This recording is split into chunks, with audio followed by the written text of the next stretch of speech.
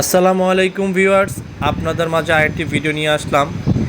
এটা সেই একই ভিডিও মিট অ্যান্ড মিল্ক এগ্রোর, তবে এই ভিডিওর মধ্যে আপনার সবগুলো গরুর কিছু কিছু আকর্ষণ আপনাদেরকে দেখাবো। দেখুন, এই গরুটার সাইজ মাশাআল্লাহ খুব সুন্দর, অনেক বড়। আর এটা একটু ছোট, তবে এই ভিডিওর মাধ্যমে আপনি একটা জিনিস দেখতে পারবেন, এটার শেষ প্রান্তে একটি আকর্ষণীয় গরু। এই ভিডিওর একদম শেষ প্রান্তে খামারের একদম শেষে আকর্ষণীয় একটি গরু, তাই এই ভিডিওটি হচ্ছে একটি আকর্ষণীয় ভিডিও। লাইটের কারণে একটু অন্ধকার মনে হচ্ছে, আর গরুর রঙটাও একটু কালো, তাই একটু এরকম বোঝা যাচ্ছে না। এই পাশ থেকে ভিডিও করলে খুবই সুন্দর দেখাচ্ছে, দেখেন খুবই কালারগুলো বোঝা যাচ্ছে। এটা কালো সাদা, আর এটা হচ্ছে লাল কালা, এটা হচ্ছে লাল। খুবই সুন্দর সুন্দর গরু, খুবই মোটা তাজা। এটা একদমই কালো একটি গরু।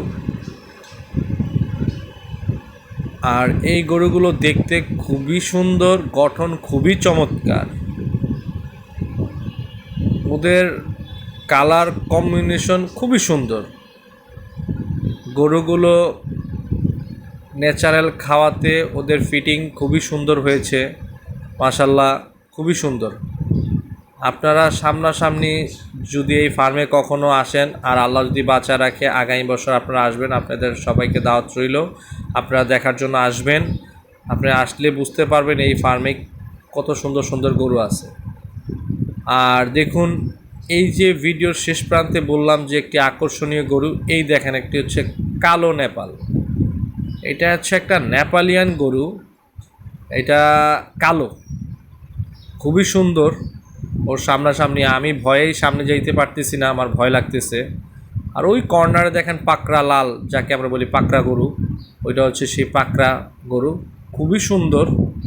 ওর সামনাসামনি মাশাআল্লাহ অনেক সুন্দর।